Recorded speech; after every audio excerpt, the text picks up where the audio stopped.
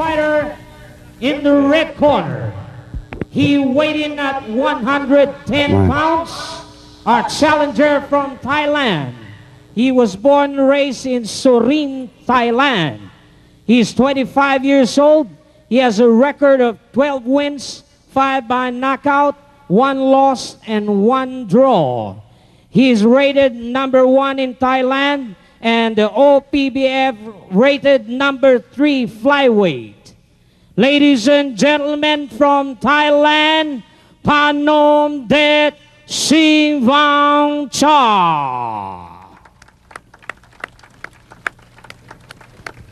And ladies and gentlemen, introducing the fighter in the blue corner. He weighed in at 111 pounds. He was born and raised in General Santos City, Philippines. He's 18 years old. He has a record of 21 wins, 13 by knockout, 1 loss. WBC rated number 7 and WBA rated number 9. And the OPBF champion flyweight, ladies and gentlemen, from the Philippines, Manny Pacquiao. Manny Pacquiao. Ronnie, this is again first announced for Manny Pacquiao. Ed, kung nakikita mo yung mga tao yan, halos lahat na yan. Nagpunta rito hindi para kay Luisito. Because this guy is a hometown boy, Manny Pacquiao. Totoo yan, native of South Cotabato. Actually, ang kanyang bayan is just a few kilometers down from the poblacion of Coronadal. And Governor Hilario de Pedro III was telling us that Manny Pacquiao here got a hero's welcome when they arrived here. As a matter of fact, yung mga kamag-anak niya are also here in full force. This is a long-awaited homecoming because Manny Pacquiao was done his campaigning Metro in Metro Manila. Actually, he won this championship last June in Mandaluyong. Doon siya nanalo sa Mandaluyong. Tinalo niya si Chukchay Battery with a 5th round knockout.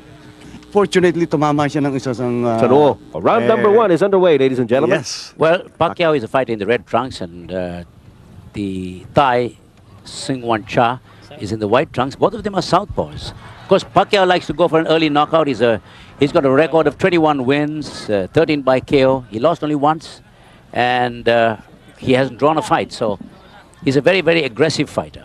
Well, he's already at it, Ronnie, and the crowd here already loving the action that they've seen so far. He's leading off with his right, but Singwang Cha also connects with his right of his own. Yes, Manny Pacquiao waiting for the right and then the left, but the Thai caught him with a good right.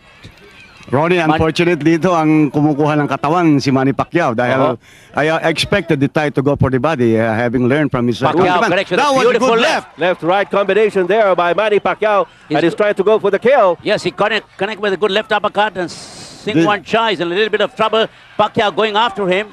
You know, it's a very hot afternoon, and I hope this boy doesn't punch himself out. He's got to put Singwan Cha away early. Well, Singwang Cha himself is full of heart, Ronnie. He's getting hit, but he is also hitting back.